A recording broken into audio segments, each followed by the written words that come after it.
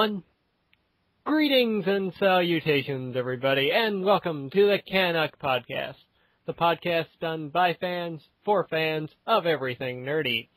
I am your host, Lord X, and I am proud to bring you episode 7 of this fine show, the start of our third trilogy. But don't fret, George Lucas has no creative control over this one.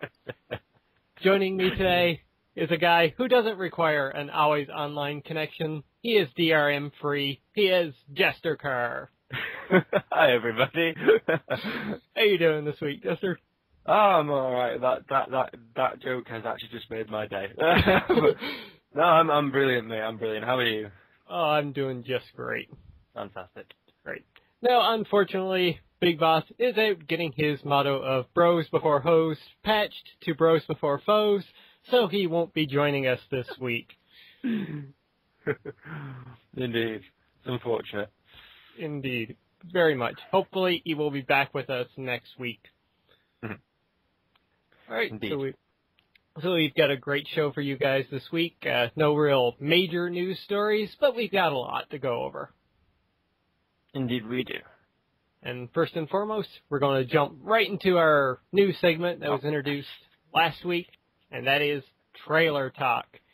And we didn't think we'd get another big one so soon, but alas, the Kick-Ass 2 trailer was released this past week, and it is balls to the wall insanity. Ah, it's fantastic. It just looks brilliant. And I'm glad to see, in particular, just to point out the main point straight off, I'm glad to see Jim Carrey going back to really decent character work. Indeed, it's nice to see him going back to what made him great in the 90s. Exactly, yeah. The trailer overall, it looks great. I mean, they've deviated from the comics quite a little bit, but there's still a lot in there that's faithful to the comics. That's true, but you see, this is an argument I have with my friends all the time about, this isn't good because it strays too far from the comics, but it's going to happen because you can't do the same things. Especially with Kick-Ass 2, the comic, because that was so dark, so disturbing in some aspects. Definitely, yeah. But so I'm a bit lax on that argument personally, particularly in this case. Yeah, same here. I mean, they did a great job with the first one, even when they deviated, so I'm actually looking forward to what they're doing here. It's more comedic value. Yeah. It's still going to be rated R, most likely. The trailer we got was a red band trailer, so there's no denying that we're still going to get a great story with plenty of violence and everything that we loved from the first movie. You just have to look at the name of the main villain, and you already know that they're not holding too much back. Yeah, and in the trailer we got to see a few scenes too, like a brief look at a certain funeral, which we won't spoil for people, but it's in there. Yeah, it's in there, definitely. And so is the attack on Suburbia, which in the comics was extremely dark. To say the least. But yeah, overall the trailer is looking fantastic. It is looking fantastic, yeah. It looks like Jim Carrey's got some fantastic lines. Oh, that is the one thing I'm looking forward to most. I mean, it's going to be a fantastic film, but I'm just really glad to see Jim Carrey back on form. It seems like Kick-Ass 2 has a way of bringing out the best in some actors that we've been kind of down on. I mean, the first movie did great for Nicolas Cage. Yeah, exactly, yeah. It looks like it's doing the exact same thing for Jim Carrey. It's putting him down in this smaller role, but he looks like he's acing it completely. Oh, yeah, definitely. Definitely. I'd be interested to see if it actually turns out that it is so much of a smaller role, because they're definitely playing to, in that trailer, a lot of the parts he's in. So I'd be interested to see if it's actually going to be that much of a smaller role, or if they're going to, because they've had to change certain things because it's a film now, not just a comic, if maybe he's got a bit more screen time, relatively speaking. Well, if the trailer's any indication, I'd be all for that. Yeah, definitely. Yep. I mean, the way the trailer ends, bringing out probably one of the best moments from the comics as well. Yeah. Alright, so everybody, go out, check out that trailer, because you will definitely enjoy it, and August cannot come. Grabbling for tickets. Yeah, August cannot come soon enough. I'm so excited for this movie now after seeing the trailer. Mm-hmm. Well, speaking of August as well, boys and girls, moving swiftly on into our news stories section. Come August 20th and later 23rd, the release of Saints Row 4 is upon us. Woo! Aye, do you know, I've been looking forward to this for so long. I got so paranoid when THQ went under. I think we all did. Oh yeah, that's a fair point. But thankfully, Deep Silver and Volition are coming back. Well, in Deep's case, not so much coming back, but Volition's coming back with the next in the Saints Row. Reading all the articles I've tried to read, right? I can't quite make my mind up of whether this is supposed to be the last one or the starting of a new series. Now they've got like new teams on the go, because they plug it as the climactic chapter of the saga, which to me suggests it's the end. But then they also talk about how it's the beginning of a new saga as well, which could just mean the game itself, but I'm hoping means that it's still going to carry on. So I can't quite figure it out myself, and there seems to be no clear indication, but I'm hoping the series carries on. But beyond all that, the game looks like it's going to be fantastic. Oh yes, I mean, well, I can see how it's going to be like like you said, the climactic point. As this was originally supposed to be the next batch of DLC for Saints Row the Third, called Enter the Dominatrix, I believe. But they decided we've got so much content here, we're just going to make it Saints Row the 4. Seems to be the case, yeah. It's because that another thing was that DLC was under production while it was still THQ at the helm, or funding or whatever. And I suppose maybe Deep Silver just sort of had that thought, or Koch Media maybe just had that thought of, well, we've taken it over now, we may as well make this our own thing. Well, they made that decision before THQ did go under, though. Like, it was THQ that decided on that. Had they? Yeah. The article I'm reading, or I have read. I think there is a possibility I've read it wrong. Yeah, that was decided beforehand, but okay, fair enough. It's, well, based on all the other properties that got sold off when THQ went under, Deep Silver seems to be doing the best right now of getting the games out. Like, this one's coming out now, confirmed. Metro Last Light has a confirmed release date, so Deep Silver, among all of them, are doing a fantastic job of getting the games out. Oh, yeah. No, just rereading this article, yeah, you're absolutely right. Sorry, THQ had announced that the DLC was going to be cancelled and rolled into the next title.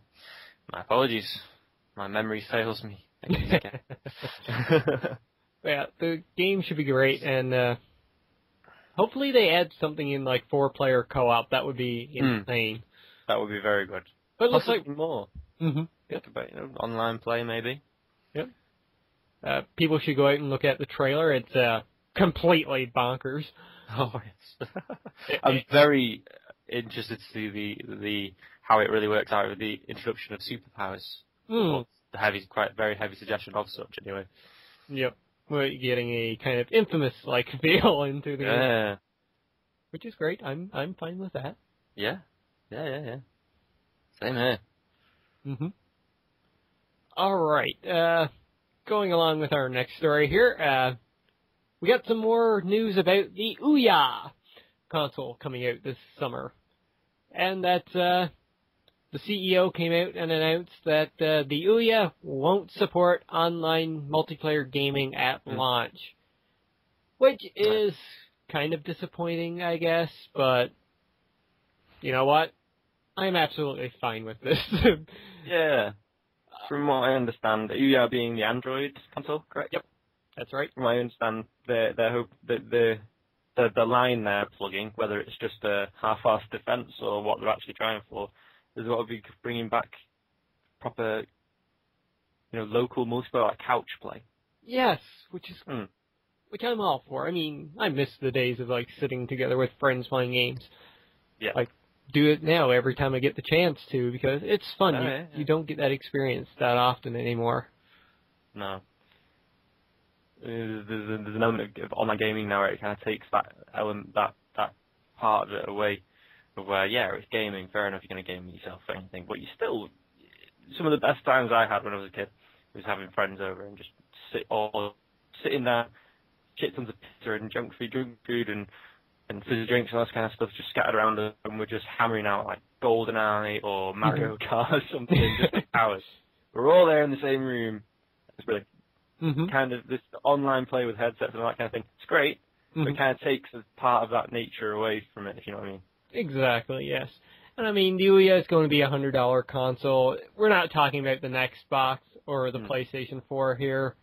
True, yeah. And I'm sure eventually, like I said, it won't support multiplayer gaming at launch, but I'm sure they'll add it in afterwards. So, yeah, the Ouya. Yeah, Ouya. God, I wish they had come up with a better name. I can't figure out how to say that, yeah. It's like, Ouya, Ouya, Hoo-ah, wah-wah-woo. Seems like something from The Lion King. Ouya! Yeah. Oh, yeah. All right. But yeah, it looks pretty good. Moving on to some movie news, boys and girls. We've got Batista, or it's another one where I'm like, Batista has been confirmed for the Galaxy. He will be playing Drax the Destroyer. We had this news story last week of the rumors are going about, but now it is confirmed. Actually confirmed, yeah, and I'm quite like the idea. I mean, I said it last week that depending on how he approached the role of how it's portrayed and all that kind of thing, I think Batista is probably quite a good choice. I mean, he doesn't have that many acting credits to his name. Aside, well, you do have to act in wrestling, give or take, and I mean, I was talking with our friend Mega Rocket Raccoon, and as he said too, Drax won't be having all that many lines if they go by the character design. Just brute force, grunting, and maybe talking if Thanos is involved. Oh yeah, because of the history of who Drax the Destroyer is in relation to Thanos. I'm kind of on the fence here for what I give spoilers on. To anybody who not be familiar with the comics. So. Yeah, if you want to learn about it, IGN had a great video up this past week too with who are the Guardians of the Galaxy, and if you don't know the characters, go over, check out that video. You'll be introduced to them, and I'm sure you'll fall in love with them right away, because they are an interesting bunch. Oh, very much so. But yeah, I like this role. Batista definitely looks like Drax. You only got to paint him green, that's for sure. You don't have to worry about any hair. And not like if they stuck with Jason Momoa. No. Yeah, I'm definitely looking forward to this. Like I said, I think he's going to do a great job. Yeah. I mean, there is concern. He is a wrestler after all. Well, former wrestler. Kind of MMA. He had one match, I think. I'm not sure if he had any more after that. Not that I'm aware of. I saw part of the his big sort of height fight. It wasn't bad actually, to be fair to. Yeah, we look forward to that. I guess we can move on to our next story here. And we've got another sequel coming out this summer. And that is Payday 2 is headed to Xbox 360, PlayStation 3, and PC this summer. Indeed. I played the first one. I have it on PS3 thanks to PlayStation Plus and PC, and it's a great game. I mean, it was kind of underrated when it came out. Yes, it was. I've not played it myself, but I've seen it played, and it is so much fun. Yeah, it's quite the unique experience. It's a 4-player co-op game. You can play by yourself, of course. But your goal is to perform heists. Anything from bank robberies to robbing a hospital of some blood. And it's quite unique, the setup and everything. It's like Ocean's 11 meets video games. Oh, that was brilliant. I don't know if to explain that for you. I quite the aesthetics of this game because they put the emphasis on sort of like the thematic portrayal of these characters that perform the heists with the masks and the suits and all this kind of stuff. I'm a big fan of just purely the aesthetics of it. Like I said, I've not played it myself, but it looks brilliant. Mm-hmm. You should definitely pick up the first one if it goes on sale on Steam. Oh yeah, I will be, as soon as I get a chance, yeah. Now moving back to some movie news. Well, there's kind of two pieces here, but one of them we can mostly ignore. James McAvoy had let slip that there was a possibility of Nightcrawler coming back to reprise his... Alan... Oh, what's his name? Yeah, I forget. His name. That guy. yeah. Coming back... Well, Nightcrawler coming back to Days of Future Past. New X-Men film. There were rumours of that through James McAvoy. Fortunately, it turned out he was wrong. No. But similarly, on the news of Days of Future Past, we will be seeing Colossus. Yay! Hopefully he speaks Russian this time. Yeah. But then, like the bell curve of life usually is, on the downswing yet again, we shall not be seeing Azazel. Oh. Which is a shame. It would have been nice to get him, Nightcrawler, and Mystique into one. Yeah. That would have been pretty damn. That would have been very interesting, yeah. But no, we won't be seeing Azazel either, which is a shame because he was a very interesting character. Didn't have a lot of lines, but he still had in my mind, a very important role nonetheless. Mm-hmm. So unfortunately we won't see him. But we will be seeing Colossus. Yep. But given the fact that it's the same role from the likes of The Last Stand, I would be surprised if we saw a Russian accent. Yeah, unfortunately. That was my one big gripe with Colossus. He's supposed to be Russian. Yeah. He wasn't. He's not Piotr, he was just Peter, you know? Yeah. Kind of took something away from the character, yeah. Mm-hmm. But it's still nice to get him back, though. I mean, hopefully he'll have a little bit more of a bigger role. Because Colossus is an awesome character, despite if he's Russian or not. Yeah. Other of the news is that there seems to be an update to the original article that told us that Azazel will not be joining cast again. We're also finding that Blink may be joining cast, which I am very much a fan of. I mean, sacrifice one set of policy, you have to get another in. Just for it makes sense. So we may be seeing Blink as well. Yeah, it would make sense to bring her in for Days of Future Past, definitely. Yeah. She could be the link between the two timelines. Indeed, she could be, yeah. Alright, moving back into the realm of video game news.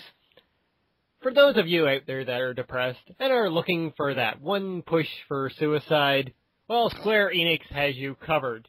Because this past week, they confirmed that Drakengard 3 is coming for the PlayStation 3. Now, if you have never played Drakengard, or the other game, Nier, that was put out for the PS3 360, they are dark, gritty, and brooding games. I mean, the storylines in them, they can make you completely and utterly depressed. But, on the bright side, the gameplay in them have been awesome in the past. I mean, kind of a mix between Dynasty Warriors and Final Fantasy in a way. Great dragon gameplay as well. I mean, hopping on the back of a dragon on the fly. Oh, very nice. But, yeah, the storylines in these games, despite being dark, depressing, and everything, they're fantastically and well written, too, because they don't hold back. That's not a good thing. I mean, I quite like things that have sort of a dark and brooding theme, because they are of all kinds of genres very easy to get involved in, and that's always a really good thing with games in general. Yep. I played the first one. I believe I got most of it completed. I've watched the endings. Some of the endings in those games are completely insane, too. I mean, I think the first Drakengard had at least 10 different endings. Oh? One of which included giant naked babies blowing up Tokyo with laser eyes. Another one was another ending involved going into present time Tokyo. At the end, the dragon flying along with you on the back. Spoilers here for those of you that haven't played it. I mean, the game's been made for years now, so if you haven't played it, well, screw you. But the dragon flying along, you're thinking, oh, this is great. The ending, you get a few little prompts on the screen and some radio chatter, and the next thing you know, your dragon and yourself are blown up by jets, just passing along. Once again, depressing endings, but fantastic all the same. And Nier for the PlayStation 3 and 360 was in the same vein, great gameplay, like I've said. Definitely one to check out. And it was linked to the two Drakengard games as well. One of the endings to Drakengard 2, I think, or 1, was actually a link to Nier, believe it or not. Oh. Very nice. Mm-hmm. So definitely looking forward to Drakengard 3. It's a series I'm not familiar with in the slightest, if I'm completely honest, but having read up on it recently, it's something I'm very much interested in, yeah. Mm-hmm. If you're taking a look at. If you can find copies, I say definitely pick them up. They're hard to come by now. They're one of those niche games, so yeah. If you can find them, get them. Nier, I think, is a bit easier to find, but the two Drakengard games are kind of hard to get. Oh well, never mind. Mm-hmm. So, screw me. Following controversy, you have our next story. Oh god, controversy just isn't the word for it, really. The new God of War title, God of War Ascension. Now, probably about 1 million of you are already aware of this, but it's something that needs talking about. There is a trophy or an achievement, I suppose. Well, a trophy because it's PlayStation exclusive, I think, isn't it? In God of War Ascension, called Bros Before Hoes. And for some stupid reason, in the kind of game it is, somebody's picked out the one and only thing someone's picked out to complain about. It's just ridiculous. It's just that they wanted to change the name of the trophy. Because in the game where you're cacking and slashing people to bits and pieces, Bros Before Hoes is just a step too far, apparently. Yeah. So they're changing it to Bros Before Foes. Mm-hmm. Which is just daft. Yeah. I mean, just grow the fuck up, people. Yeah. I mean... See, this one really actually genuinely pisses me off. Yeah, same here. Yeah, because I'm probably going to get flack for this from, like, I don't know, feminists and all the politically correct people out there, but... Mm-hmm. It's just a phrase. Yep. It's just a phrase. And go on. The trophy itself is based on when you beat one of the female enemies. Yes, a monster, no doubt. For most likely, or at the very least, an evil god. Yeah. Or some similar. Mm-hmm. And it's like so many people out there complaining that women should be treated equally and all this kind of stuff. Blah, blah, blah, blah, blah, blah, blah, blah. Well, that's exactly what this is. Mm-hmm. A phrase like Bros Before Hoes does nothing to imply that anybody on either side of the arrangement is more than the other. Mm-hmm. By drawing attention to it and forcing people to change it because it's apparently offensive, just forces people to think that. Yeah, exactly. And I mean, there's been way worse trophy and achievement names put out there. Yeah. I mean, Dante's Inferno, for example, had quite a few, which was Bad Nanny for killing babies. Oh, God. But that's just the achievement in itself, with the name on top, yeah. Yeah. But this is yes, this one genuinely pisses me off. Mm-hmm. And I can't remember their name right now, but the one who wrote this trophy for oh my god, I can't. The name of the studio. Please say the name of the studio, because Sony Santa Monica. Sony Santa Monica. That's yes, one. yes. The one who wrote the trophy for them was a girl. Yeah, exactly. This is exactly what I mean. It's like nobody cares until some feminist out there, or politically correct politician or something like that, you know, overly so, suddenly decides, oh no, we can't have this. No one would have cared. Yeah, exactly. Apparently it was, what's his name? Adam Sessler, I think, that wrote it in his review, and it just, like, skyrocketed from there. Yeah, it's like one person has to say it, and then everybody jumps on the bandwagon. Mm-hmm. I mean, it would have been something talked about around a water cooler maybe every now and then, but it wouldn't have become this much of a thing. Exactly. I mean, it should have been just something to laugh at. Exactly, yeah. It is what it says on the tin. It's it's like, oh, okay, yeah, I'll kill this lady monster because she's doing something that's not very nice. Yeah. It's killing a load of other people. It's exactly what it says on the tin. Yep. Save your bros, who very well could involve a load of, I don't know, females anyway. Mm-hmm. Because the term bro doesn't have to mean a guy, it just means your mates, doesn't it? Yeah. By killing this evil monster that happens to be female. Mm-hmm. Exactly. Let's be honest. No,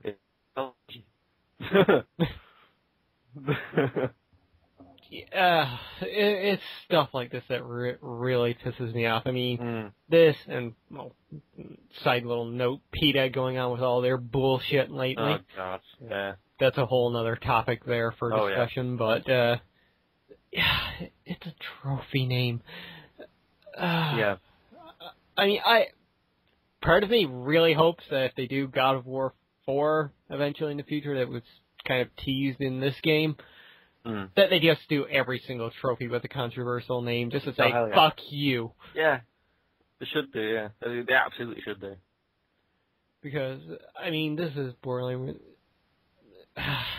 It just pisses me off. I can't even go on. I mean, grow a pair of balls. Mature people. Yeah, it's exactly the thing. It's people need to grow up to stop being offended by things that don't need to be offensive unless you just decide they are. Mm-hmm. Again, this is going to get me a shit ton of.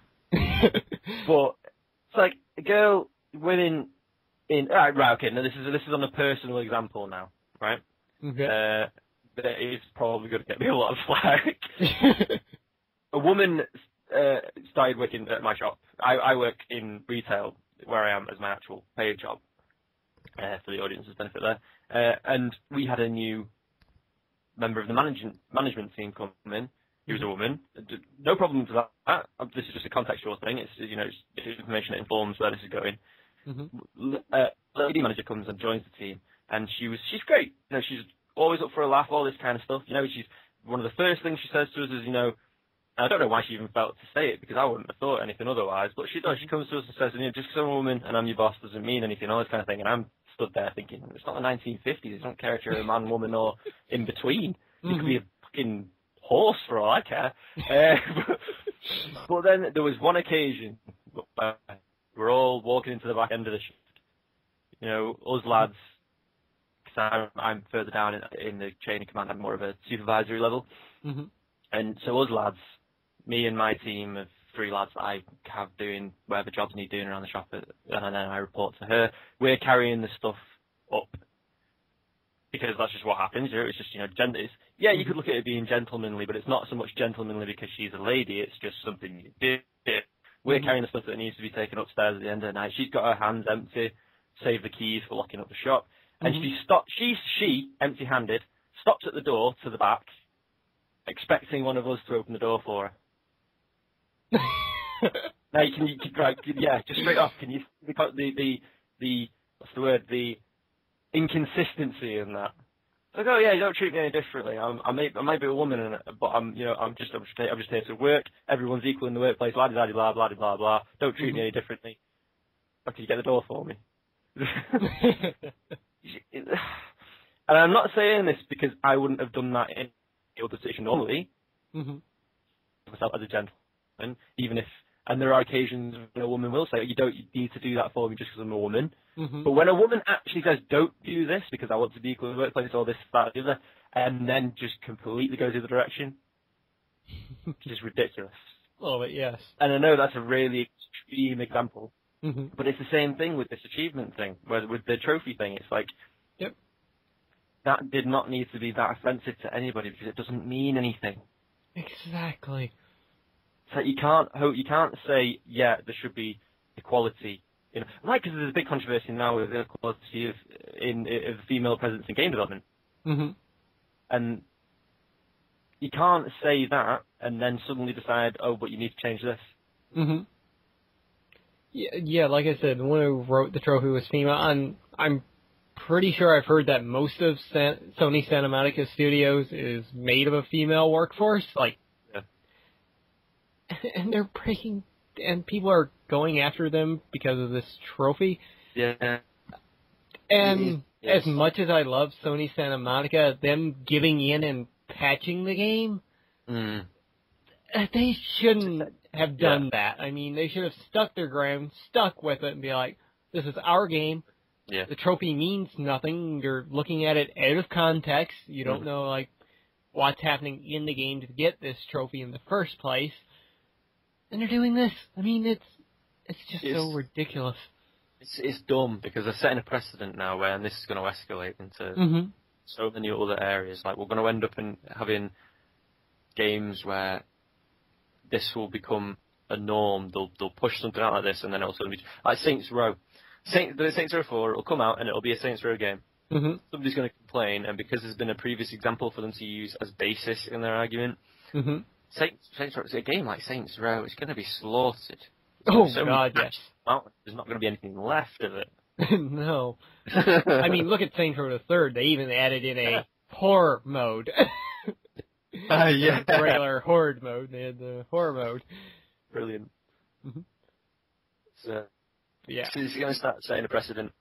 And, I mean, I get why the intent is pure, in a way, but it's just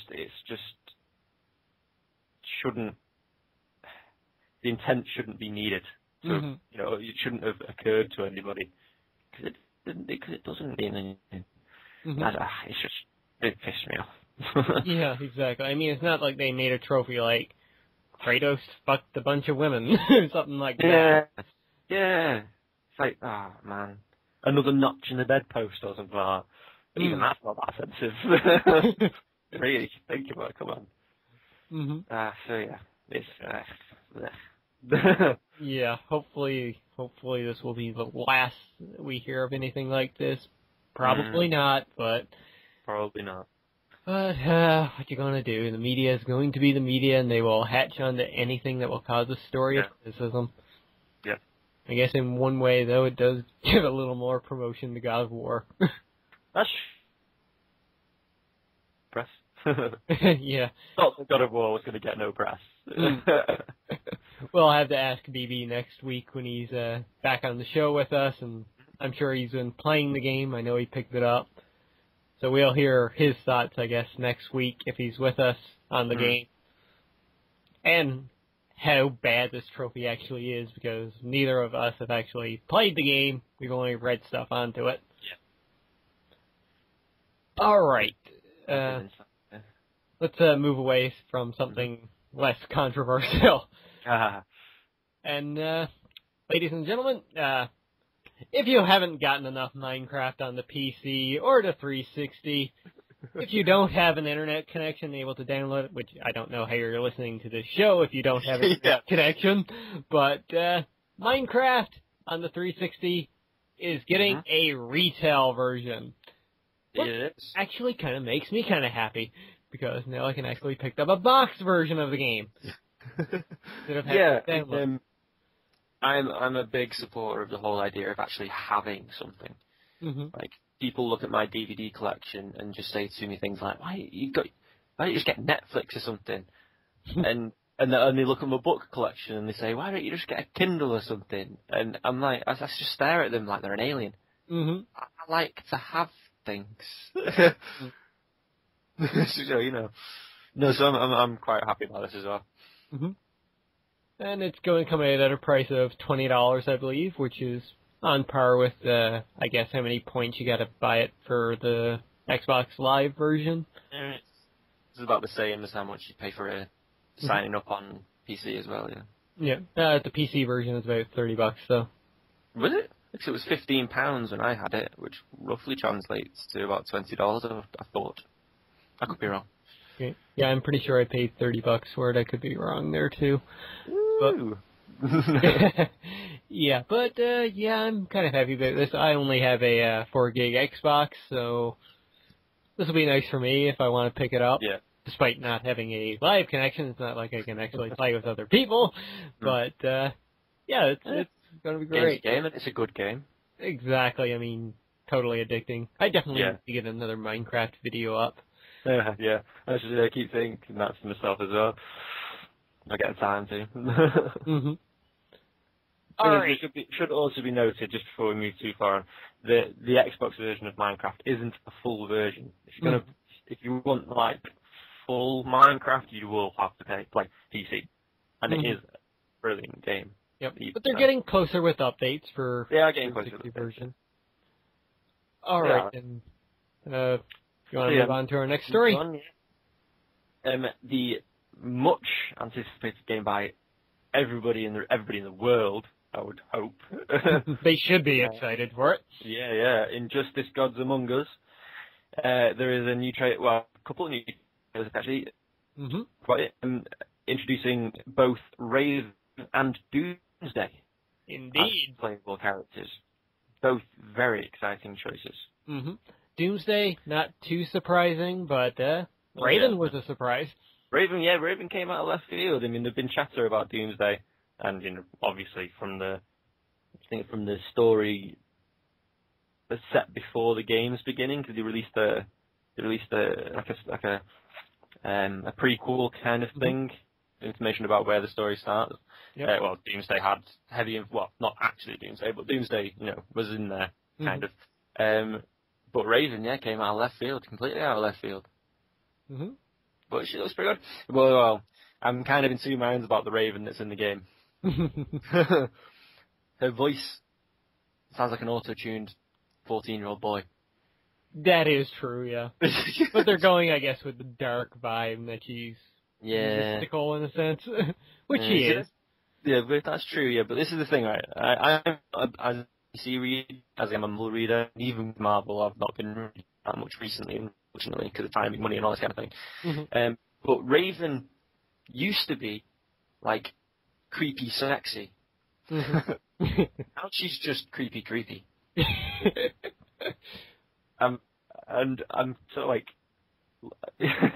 I read snippets here and there of things friends show me and send me and all this kind of thing, and I'm thinking to myself, that's not Raven. Well, it is Raven, but this is like Raven after, I don't know, it's just creepy. It's like, It was creepy sexy and now it's just creepy, and I'm not a fan. Her inclusion, though, is the, I guess, first of the... No, wait, well, she would be the second of the former Teen Titans to actually appear in the game. Her and Cyborg. Cyborg, yeah. So I'm interested to see where she's going to fit into the story. I would imagine she's going to be on the side of Batman in the game. Yeah, I would imagine so, yeah. But, yeah. On the note of the former Teen Titans, wasn't Nightwing the same Robin that was formerly Teen Titans? Because I'm not familiar. Like I said, I'm not as familiar with DC. I know that there's been more than one Robin. Yeah, I'm trying to think. What's his name? Dick Grayson. There's Dick Grayson, and there's also James Drake or something like that. Tim Drake. Tim Drake. Tim was the one on Teen Titans, I'm pretty sure. Right. No, I think it was the other one that ended up being Nightwing. Like I say, I'm not as big a DC reader as I am. Anything else. Yeah. So. Most of my DC knowledge comes from the cartoons, anyway. Yeah, to be fair. I think that's where I'm pulling this idea from, because there was one episode of Teen Titans where that Robin became Nightwing, Mm-hmm. So I think it was like an episode where they went into the future or something like that. Mm-hmm. I think. But yeah, the Injustice roster is getting bigger and better by the looks of it. We still don't have Lobo, though, which is still pissing me off. I know, yeah. I mean, I can definitely see the appeal of having it in the game, but we've discussed it before. I'd be interested to see how they actually fold him into the story, to be fair. Yeah. He might end up being something like a DLC character, Maybe, one can hope. Yeah, I mean, they've probably still not introduced everybody. We're still, well, I think exactly 1 month away from the game now, so they've still got plenty of time. I think I've been watching the videos they've been releasing on their YouTube channel. They've been having like this sort of competition kind of thing. It's like the battle arena. The battle arena, that's the one. And looking at that chart of matches, at least I think it looks like maybe they've got 2 more characters yet, or 1. Actually, hang on. Raven and Doomsday, I think, might fill 2. How many slots are there still? I think it's 1 or 2 characters still yet to be revealed, I think. Looking at that roster, anyway. Yeah. I'm not sure. Did they include everybody in that, though? Well, the last video I saw, at least, had so many names on the tree, the tournament tree. Oh, okay. And then there were some blank spaces. So I just sort of assumed those were the names that hadn't been revealed. Okay. Could be wrong. Mm-hmm. I mean, I'm hoping they add in some more guys to it. They've got the big names out of the way, really. So hopefully they include some more like Raven. Maybe we get Starfire into the game. That would be great. Maybe. I wonder how simply dressed she'll be. Very, I would imagine. Yeah, probably. Hopefully. But, yeah, I'm hoping for somebody, maybe like I said, I'm really hoping for Lobo. Maybe they'll add Bug in there. No, wait, not Bug. Yeah. I can't remind his name now, but their kind of Deadpool-ish character, random guy. That might have been Bug, I'm not sure. No, you see, 'cause this is the weird thing. I always imagine Deathstroke as kind of like a Deadpool-esque character anyway. Mm-hmm. Well, he kind of is more serious, though. So, off the top of my head, I'm not sure who you're referring to exactly. Yeah, I can't remember, but it's been a while. But, I mean, we might get somebody like Supergirl in there yet. We don't know. That would be good. Short skirts, that was a good thing. Or Power Girl. Yeah, well, cleavage. They're good choices, yeah. Mm-hmm. There's a lot they can pull from. I mean, DC Universe is majorly big. Yes. All right. Moving swiftly along, well, we're doing great on time today as we go into our last news story. Last week, I had the little story on EA about to announce something this month, and this week on Polygon, they actually did confirm it, and that is on March 26th in San Francisco, they are going to reveal Battlefield 4. Which I'm sure many first-person shooter fans out there are going to be very excited for. I mean, out of Battlefield and Call of Duty, I prefer the Battlefield series a lot more. I was going to say, there seems to be, from what I've seen online, but I could just be looking in the wrong places or maybe the right places, dependent, there seems to be a pattern that more heads are being turned towards Battlefield away from COD these days. Mm-hmm. The only really deterrent from that is EA and their wonderful choices as of late. Oh, yeah. That's my only fret. It's like, oh, Battlefield 4, that looks awesome. I have to give money to EA. That? Maybe they'll have DRM involved here as well. Oh, God, hope not.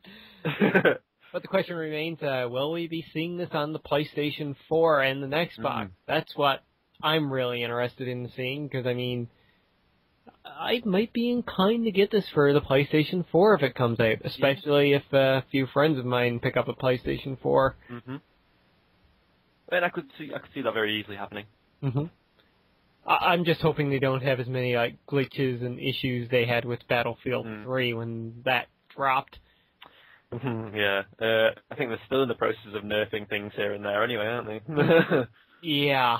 Mm. But the game in total, I mean, what I played at Battlefield 3 was pretty fun. Still not my real piece of cake, but like, I mean, going with first-person shooters, I kind of prefer the old World War II style ones. Medal of Honor. Yes. I'm a massive Medal of Honor fan. Mm-hmm. Jeez. Yep, and their Battlefield 1942 and 43 games that were out. I mean, Battlefield 1943, I think, on the PlayStation Network and Xbox Live, that's actually still one of my favorite games. I even go on and play multiplayer on that game every so often now. Nice. So, that was one of my favorite. It was a $14 game. It was all online, of course, no single player aspect, but that game's fun and good for a downloadable title. So, I have hopes for Battlefield 4. If they do anything, I hope they kind of go a little more futuristic. That would be the one. Similar in how COD has done recently, yeah? Yeah. Because, I mean, despite people being in an uproar, this is not COD, this is going too far into something like Ghost Recon, maybe. True. I like that kind of thing, because it's the only way they can evolve, because we've gotten so many modern-day shooters right now. It's just getting dull and repetitive. I don't know. I mean, I can see a call for a return to Nazis. Yeah. I mean, everybody loves fighting Nazis. Oh, yeah. Nazis and zombies. That's the two things everybody loves killing. Maybe they'll add the two together. Battlefield 4, Nazi zombie attack. Well, I suppose the most recent Wolfenstein did a terrible job of doing just that. Getting it in a way, kind of. One of the other games, too, on Steam at the moment, it came out, Ghost Sniper, Sniper Elite, whatever it is. Ghost Sniper, yeah. Yeah, they came out with their standalone expansion, which was Nazi zombies. It was pretty much, from what I've heard, like Left 4 Dead. But enjoyable all the same. Oh, yeah. I mean, there's nothing better than, popping heads on the Nazis as well, Why not? Yeah. All right. I guess that does it for our news section this week. Which is, wow, we're under an hour. Yeah, well, like we said when we started, there's not really much going on this week, so. Indeed. And we're trying to cut the fat of the show to provide a more easygoing listening experience for... Yeah, we've had some feedback on that matter, yeah. So hopefully you're all enjoying the quicker pace and or easygoing show. With that in mind, let's move quickly along into our next section, our been playing, been watching, and been reading section, which we've got a fair few here to go over, some swiftly, some not. First and foremost, our been playing section. For me, I've been playing a lot more Tomb Raider, not as much as I've wanted to this week, but a bit more, and the story is going along quite nicely, and I'm quite enjoying it. And I have no uproar about Lara Croft killing a bunch of people and getting trophies for it. Brilliant. So there's no pose before bros trophy? No, I haven't seen any chicks before dicks trophies, but... Brilliant. Chicks before dicks. Like it. We can thank... Amaret for that one. Oh, yeah. Oh, yeah. Sorry, no, I don't remember. I spotted that on Twitter before. Good call. Indeed. Yourself? Do you know, in recent times, because of other things on as well, the only gaming I really ever get done, I just record. So you're seeing all my gaming already, guys, if you're watching my channel. But I suppose, technically, last night, I did play a lot of drinking games, if that counts. It's St. Patrick's Day, of course it counts. Well, yeah, so we started early because a lot of us couldn't get out today, so we did it yesterday instead. I actually don't think I got home until today. So yeah. there's that. But no, yeah, my actual gaming is all what I do for my channel anyway, so we'll leave that for the next section. Okay, then. The only other brief game I have to mention here is kind of one I'm going to mention in my self-promotion as well, but the PS3 version I'll mention here, and that's Spec Ops: The Line. I've been playing a lot more of that, and you know that feeling you kind of get when playing The Walking Dead, where you're like, well, damn. Mm-hmm. I've been getting that feeling quite a bit while playing Spec Ops: The Line, because, yeah, some of the choices that you have to make in that game, they're not clear-cut on if they're good or bad after all.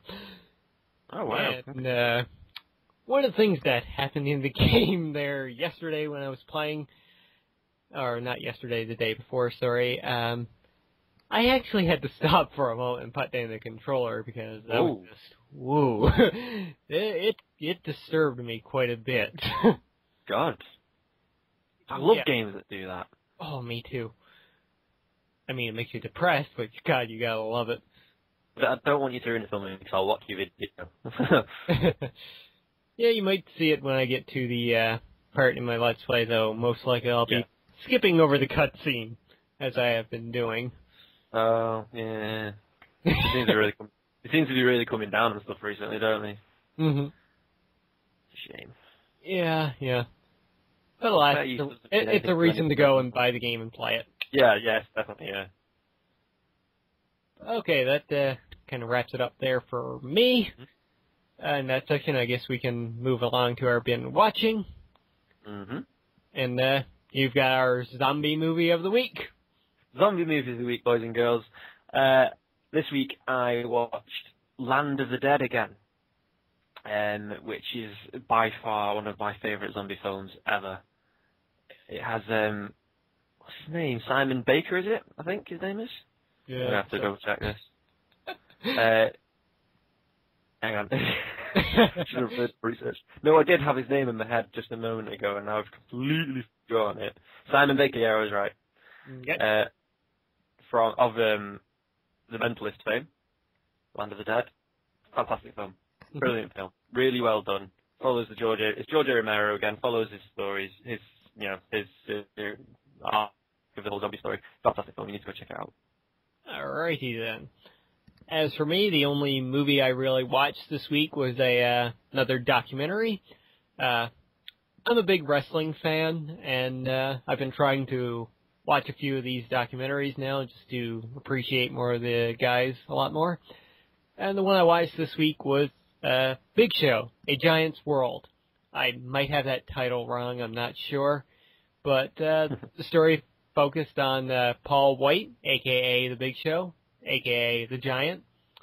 Mm-hmm. Quote-unquote, the world's largest athlete right now.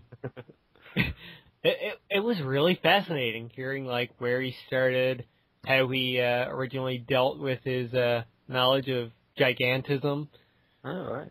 And the ups and downs that he's gone through in the wrestling business. He started off pretty much in WCW, and they put him right at the top, and that kind of didn't work out in his favor later on. But all in all, great story. I advise any wrestling fan to go and watch the documentary. You'll appreciate the Big Show a lot more and what he's had to go through in his life. Well, yeah, I mean, you know, people tend to look at people that big and don't really consider the fact that they're big. You mess with, but people do. Mm-hmm.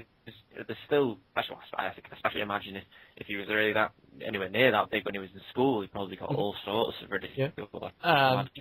I think in the documentary he mentioned, they mentioned his family, friends, or him, that at the age of, I think it was 14, he was 6'7". Wow. Yeah. So there you go. Good God. Mm-hmm. All right. Still, at least he could reach the higher shelves. Oh, that's awful. I'm also quite a tall person. I'm 6'3", so I've had it all myself as well. Quite 6'7" level of it, but yeah. All right, then. So, that kind of does it for me movie-wise. Let's move into TV shows. Yes. I'm going to start this one. get this one out of the way. I'm a big fan of crime shows, and recently, this last week, I've been catching up on a load of NCIS and Bones that I've missed because time and bad. Out there, I'm not going to talk too much on the matter because any crime show is fantastic as far as I'm concerned. But these two in particular, because Bones is just funny. And NCIS is funny, but it also has these moments in it where it's just like, it's kind of like what you said with Spec Ops. Sometimes you have to step back and it's like, whoa. Yeah. Brilliant shows. You need to go out and watch them. I've never watched Bones. I've been meaning to. It's on Netflix, so I'm hoping to get around to that very soon. It can be so fucking hilarious. Sometimes it's really this brilliant mix of characters. Well, it does have the guy who played Angel into it, right? He does, yeah. David Bowie does, yeah. Definitely got to check that out. Going on crime shows, I realized something recently. You've watched Criminal Minds, I'm assuming. Oh, yeah. Did you know that Joel from Rooster Teeth was in a few episodes of that? Yeah, I've noticed it a few times, yeah.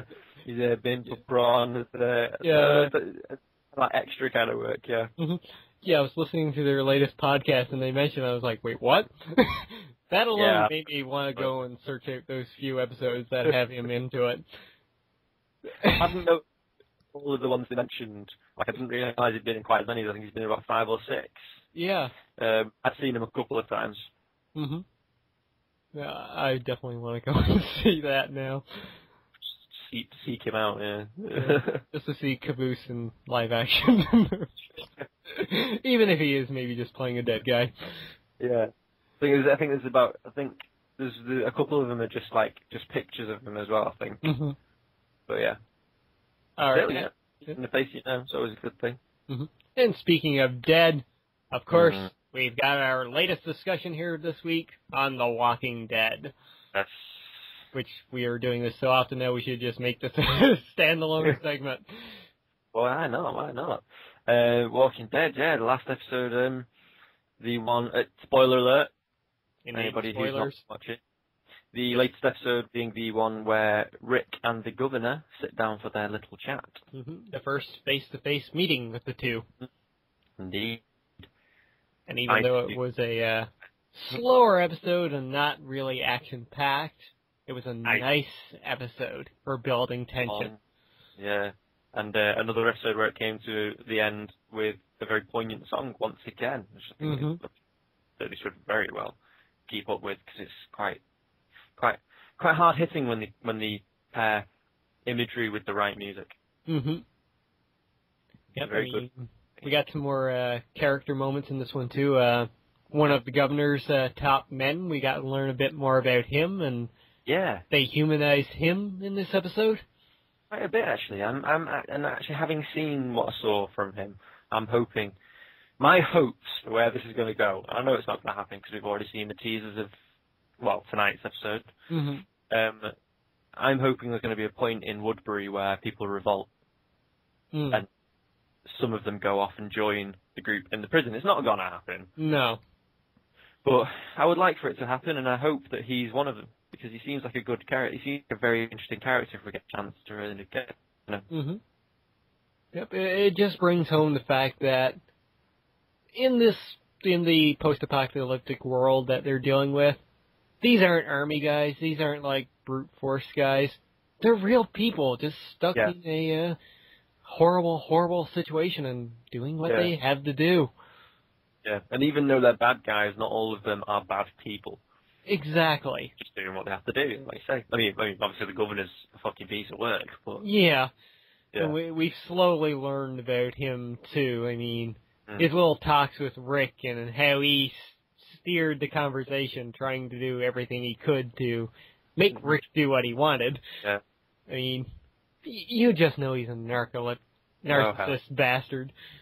Yeah. That, well, he wasn't that, like, popular or in control when the world was normal, and he just seized this situation to do what he damn well pleases him, to live out his own fantasies, really. Yeah, pretty much.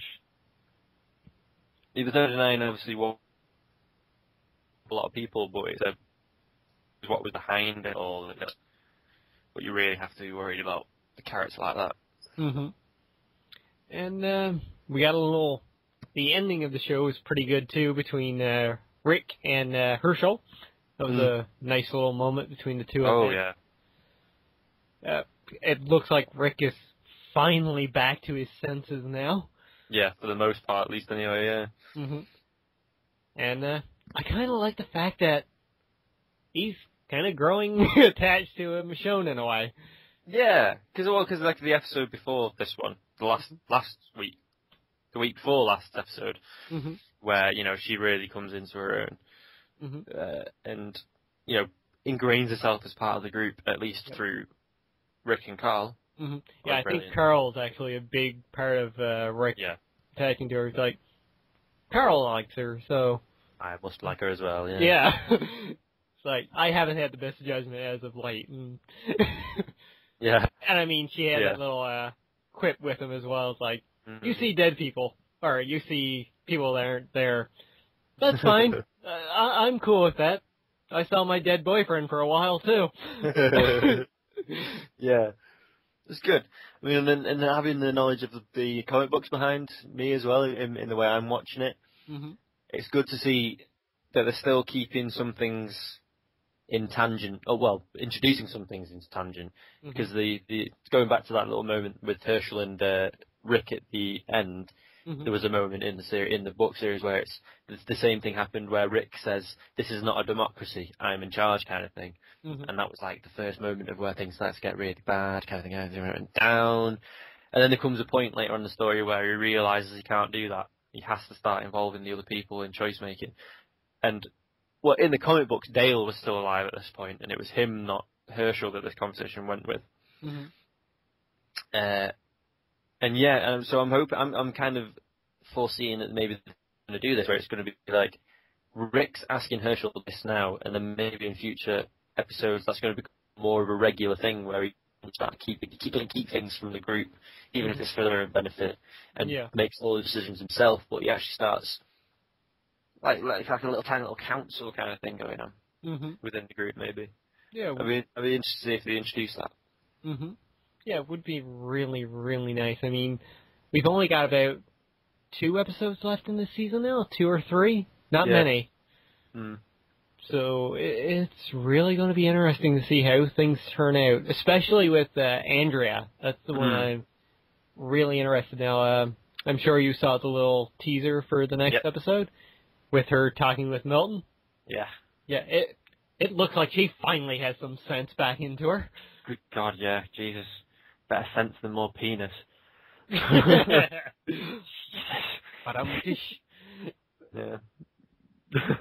yeah. Seems like the little mention of the governor's time with what's his name? Oh my God. Yeah, we got Morgan. Maggie, yes. That's Morgan in my head. Maggie. Similar-ish. Yeah, it seems like that's finally, like, made her realize things. Like, oh, wait a minute, he did what now? Yep. It might just be her jealousy being set off there, but who knows? If it knocks some sense into her, good. Yeah. And on the matter of Maggie as well, I'm glad this didn't drag that whole Glenn Maggie fallout too much. Yeah. Since in shows like this, sometimes, you know, that thing happens and and they just drag that out for too long. I'm glad they didn't. Indeed. And at least they got one more quickie in before probably one of them dies. Yeah, probably, yeah. Hope not, because they're flies on that show. Yeah. Hopefully neither one dies, but I'm sure we're in for a gut-wrenching finale where somebody big's going to die. Probably, yeah. Seems to be the pattern. And not a pattern I'm bothered by, you know, it would happen. You know? Yep. That's the story. As long as it's not Daryl, we're all going to be fine. No, it's never going to be Daryl. Daryl's easily the fan favourite in that show, even over Rick. Yep. I mean, like, Rick's the main character. Everybody loves Rick, yeah. I mean, that's obvious. That goes without saying. But there's always that one character in every show as well that is, like, the favourite character kind of thing. And that's definitely Daryl. They're never going to get rid of him. They'd be dumb to get rid of Daryl. Yep. And well, they did get rid of Dale, so who knows? That's true.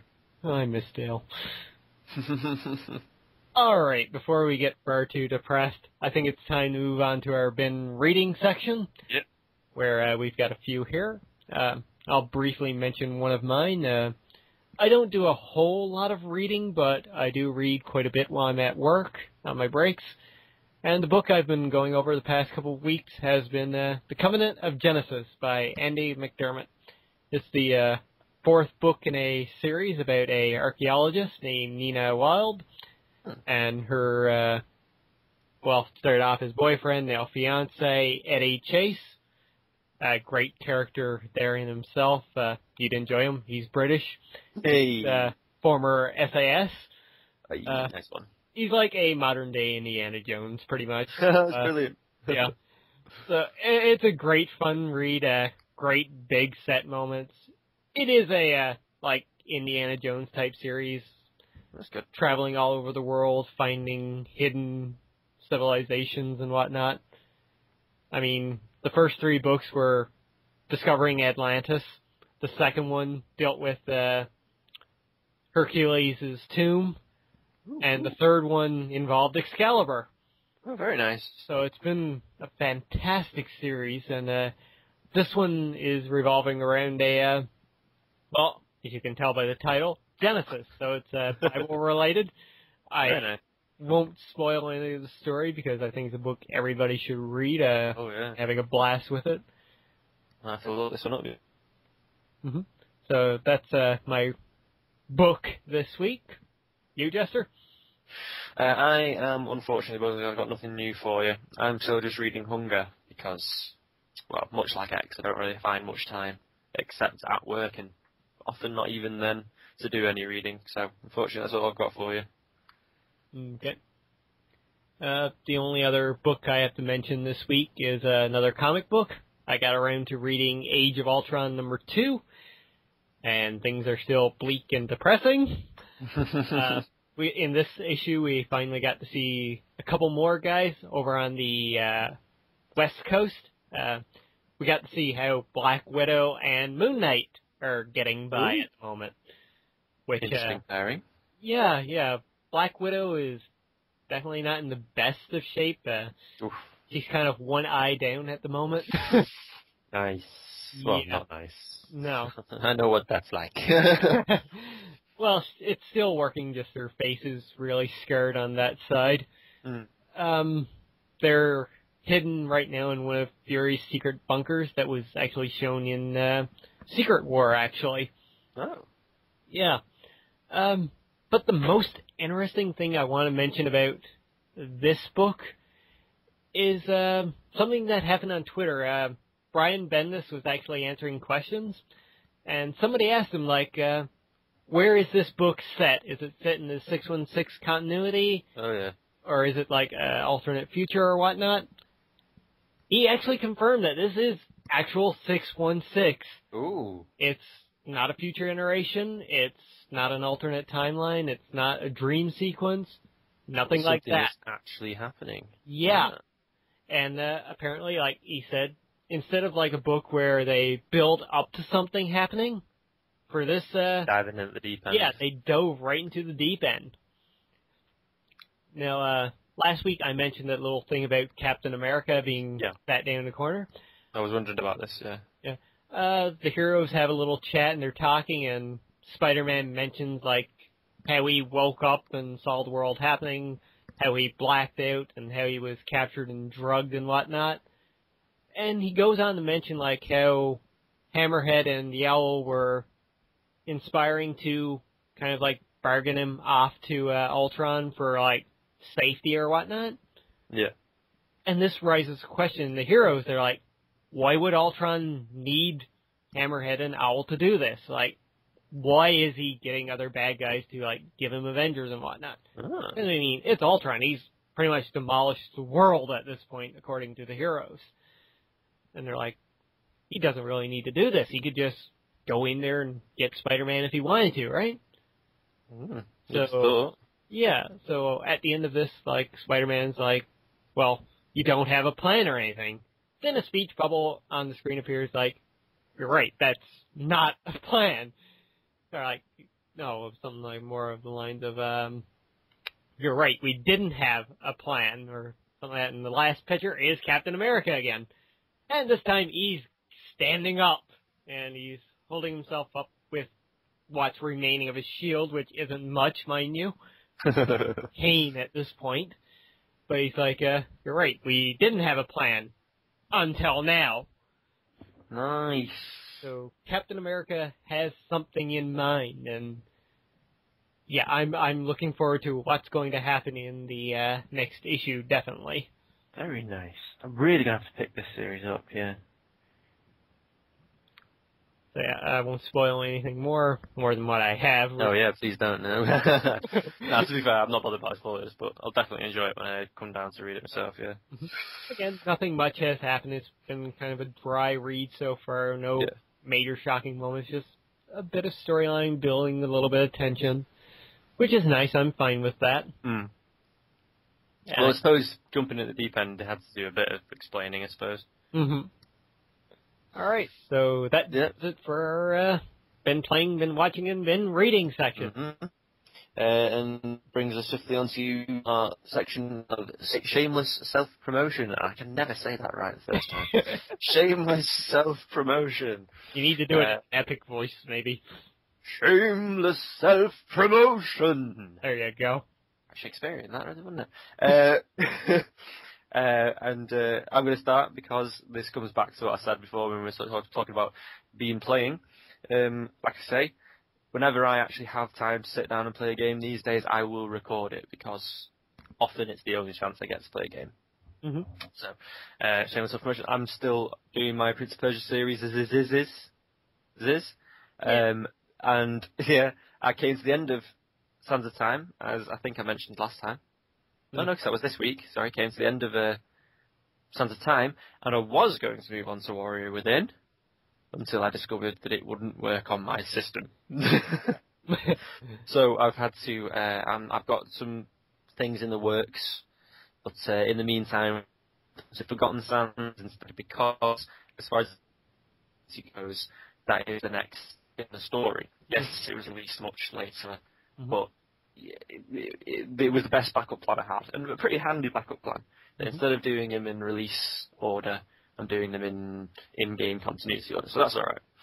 I find it funny, though, that you were able to run Sands of Time, but not Warrior Within. Yeah, you see, that's a good thing, yeah, that's the main thing. It's like, the thing that it was that it was, I started it up, it looked like it was going to run fine, and then suddenly it decided, oh, we're sorry, Warrior Within can't run on anything past XP. Jesus. As in Windows XP. And I'm sat there thinking the exact same thing you just thought. I'm like, wait, hang on. Warrior Within can't run on anything past 95 and XP, but Sands of Time can? What? Yeah. But, and I was kind of pissed off by this, but to be fair, the more I'm playing Forgotten Sands now, it's quite a different game. In terms of the mechanics in it, so it's much mechanics in it are very different. They went quite a different direction with it. So it's quite a stark contrast to jump into this straight from that and then expect to, hopefully, go into Warrior Within afterwards. But the more I play it, the more you have to admit that, yeah, fair enough, it's different, but it's in a good way. It's doing the exact same thing, it's just a different approach, so it's pretty good. Yeah, I enjoyed Forgotten Sands. That was a great game. It was actually one of the games I've gotten the Platinum Trophy on. Nice. Other than that, I'm still playing Borderlands 2, obviously, which is tremendous fun. It's the lines in it. It's like every time my command head shoots, and nearly every time he just goes splooge. It's brilliant. Basically giggle every time. And on that note, I recently got a shift code as well because with it being St. Patrick's Day, got a shift code for St. Patrick's Day skins. So that'll be introduced in the next time I record some episodes. I won't be sitting down to record until probably Tuesday, however, so it won't be St. Patrick's Day actually box skin, unfortunately. But fuck it, I'm Irish anyway, so I can get away with it. Are those shift codes still available? It should be. I think it's for the rest of today. Okay, I definitely got to look those up after this podcast then. Yeah, I've got it actually written down somewhere. I'll send it to you. I need the PS3 version, so. Oh, okay, never mind then. They'll be on IGN somewhere. Yeah. And third, my final self-promotion, something that X reminded me to do. Start my Walking Dead LP, which is which is going up every Thursday, boys and girls. I'm doing half an hour episodes, so it's almost like you're watching a TV show, though probably not really that good on. So Walking Dead every Thursday now as well. Mm-hmm. Hopefully you don't have any save issues between episodes, because I've heard some people having that. Oh, God. As in when you move on to the next episode in... Yeah, like it wouldn't read your save file properly. So, people that might have died are still alive when you start episode 2. Oh, wow. Well, I installed all 5 episodes, because I installed after all 5 episodes were released, so hopefully maybe anything that had caused that, maybe because I installed them all at the same time, maybe there's some sort of patch included that maybe helps and stop that. Well, I guess we'll see. Well, maybe. I mean, I played the games as they came out, the episodes, and I had no issues then. I think most people have had issues after the fact. Oh. Not to worry you, but... No, maybe you're right, I don't know. Well, we'll see.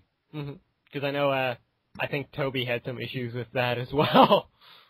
Oh, of course he did, yeah. Because I watched Nalif, Toby's friend's Nalif's playthrough most. I mean, I saw the odd episode of Toby's, but I was really invested in Nalif's one. Alright then. Alright, as for my promotion this week, I've got a few here. First and foremost, Donkey Kong Country is coming to an end, unfortunately. Short game, so not a whole lot I could have done there to expand it. Massive nostalgic for me to watch that, by the way. Well, it's been nostalgic to play through it again, too. Love that game so much. But the final episode will be going up probably before this podcast is uploaded, so you can go check that out now, most likely. Woo! Other than that, Spec Ops The Line's been going up recently. 4 episodes in right now. The next one should be posted after this podcast. There you go, before and after. That's the way I give it. And yeah, that's been going great. I mean, since Donkey Kong Country is coming to an end too, I'm going to have a new retro Let's Play starting up tonight, Monday night. Or, well, technically it will be a Tuesday game, I guess, the way I upload. Depends on where you live, anyway. Yeah. But I'm really, really, really looking forward to this next retro Let's Play. It's something that I've been wanting to do for so long. Can we get a hint, clue, or are you going to keep this? Oh, I'm keeping it a secret right now until it goes up. But that's the way I do things. But I will say this much. The game itself is probably one of my top 5 favorite games of all time.